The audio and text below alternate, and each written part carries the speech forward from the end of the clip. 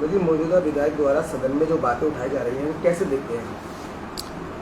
देखिए, विधायक जी को लगातार 2 बार हारने के बाद रुद्रपुर से आपके कुछ झूठ सच बोलकर और कुछ अल्पसंख्यक मतों के सहारे इच्छा में विधानसभा में जीत निकले। लेकिन इस जीत पर गंभीर होने की बजाय, यहाँ के विकास कार्यों को आगे बढ़ाने की बजाय जन समस्या और निजी विरोध का एक मंच बनाने का काम कर दिया।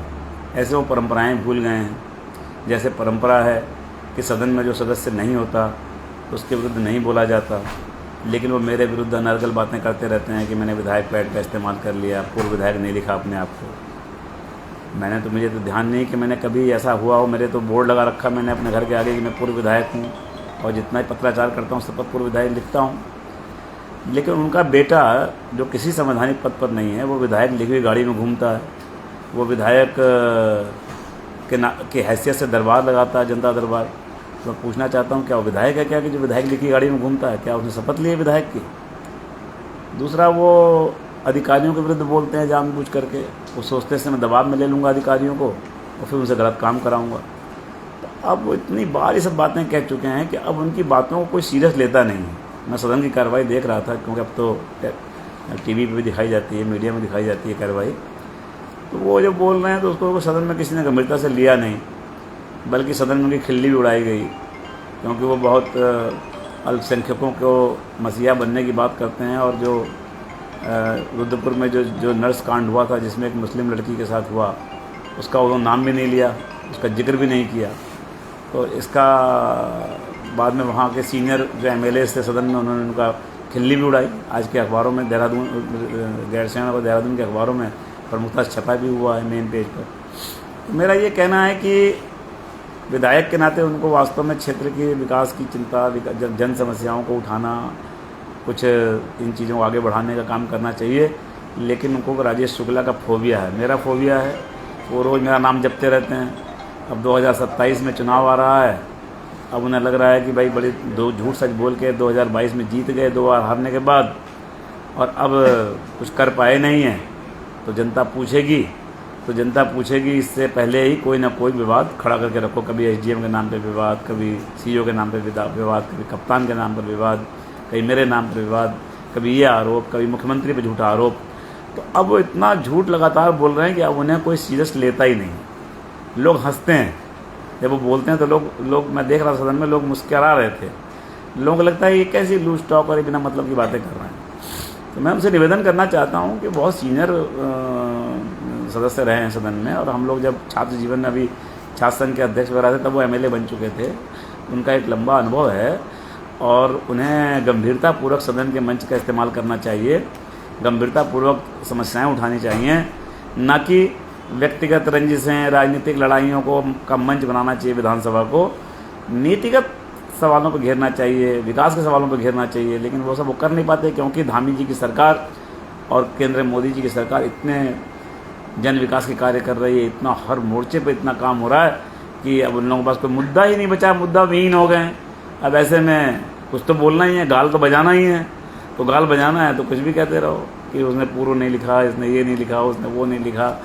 तो उस बातों को कोई सीरियस नहीं लेता। जिस तरह से वो कह रहे हैं कि एसएसपी जमीन बिकवाता है, कानून व्यवस्था चौपट है, क्या आपको लगता है कि भाजपा सरकार में कानून व्यवस्था चौपट है? उनके पुत्र का नाम लिख के टांगा था ईडी ने यहीं रुद्रपुर में। ना करें, इनके साथ कोई सौदा ना करे। यही जो भाजपा मेहरौला के फार्म है, जितना उनके संरक्षण में माफियाओं ने यहाँ ज़मीनों का खेल खेला है, खनन का खेल खेला है, जितना लूटपाट यहाँ मचाई है।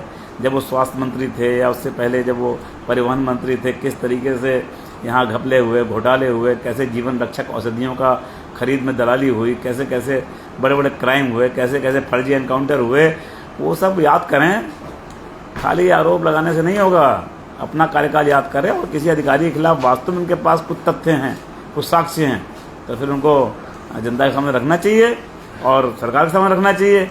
केवल गोल मोल बातें करना और केवल न्यूसेंस क्रिएट करना और उसके बाद उसके आधार पर कुछ गड़बड़ करने की कोशिश करना, वो चलने वाला नहीं है। क्या लगता है सदन में जिस तरह से वो कानून व्यवस्था पर सवाल उठा रहे हैं, शिक्षा की जो समस्या है, आपको क्या लगता है किन किन समस्या पर फोकस करना चाहिए था? कानून को मानते कहाँ हैं वो?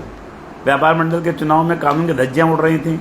जिस रजिस्ट्रेशन जिस नियमों के तहत हुआ था उन नियमों का उल्लंघन हो रहा था। खुद जो प्रबंधक है उसने जो निबंधक हैं उन्होंने स्वयं पाया कि इसमें गड़बड़ियाँ हो रही हैं और जांच में उन्होंने उसको चुनाव खारिज करने को कहा। तो वो गलत चुनाव कराने के लिए अपने संधि के माध्यम से धरने बैठे, दबाव बनाने अधिकारियों पर। तो वो किस कानून की बात, उनके मुंह से कानून कहाँ सुबह देता है। एक घर से एक लड़के को उठा करके उसे एनकाउंटर करा दिया गया अपने शासन में, यहीं से हमारे प्रतापपुर के पप्पू शाही का। तब ये लोग, इनके मुंह से संविधान और कानून और लॉ एंड ऑर्डर शोभा देता है क्या। रह गई बात ज़मीनों की, तो उनका एक चेला यहाँ पर चौहान नाम से है, वो जितने भी कॉलोनाइजर हैं उनके यहाँ जाकर कहता है हमें 2 लाख रुपए एकड़ दो, तब हम तुम्हें कॉलोनी काटने देंगे, नहीं तो हम तुम्हारी कॉलोनी नहीं काटने देंगे। या हमारे विधायक जी के बेटे को पार्टनर बनाओ, इसमें कुछ इतने % का हिस्सा डालो। ऐसी ऐसी बातें लोग कह रहे हैं आकर के, और क्षेत्र में चर्चा है इन बातों की। तो उनके वो अगर ये कह रहे हैं कि ज़मीन बिक रही है, ये हो रहा है वो हो रहा है, मुझे उस बात में कोई दम नज़र नहीं आता।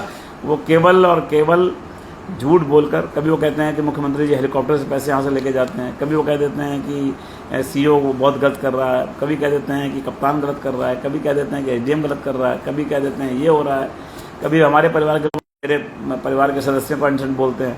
तो वो ये असल बात यह है कि वो कोई विकास कार्य नहीं कर पा रहे हैं। किच्छा में जो विकास की मैंने लकीर खींची थी, जिस तरीके से वहाँ डिग्री कॉलेज, एम्स, मॉडल बस अड्डा, हाईटेक बस अड्डा, आदर्श राजकीय महाविद्यालय, रुद्रपुर के मेडिकल कॉलेज को पूरा कराने के लिए 350 करोड़ रुपए लाना, ऐसे जो बड़े बड़े काम मैंने किए थे, नगर पालिकाओं का निर्माण, तो वो जनता अपेक्षा कर रही है सब करेंगे।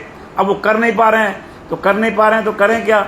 तो भाई ध्यान भटकाओ, तो क्या कह दो ये हो रहा है, वो हो रहा है, वो हो रहा है। कुछ नहीं हो रहा है बेहर जी, जो तुम्हारे समय में हुआ वो कीर्तिमान कोई तोड़ नहीं सकता। आपका कीर्तिमान सबसे ऊंचा है। जब आप मिनिस्टर थे तो जितने घपले हुए, जितने घोटाले हुए, जीवन रक्षक औषधि घोटाला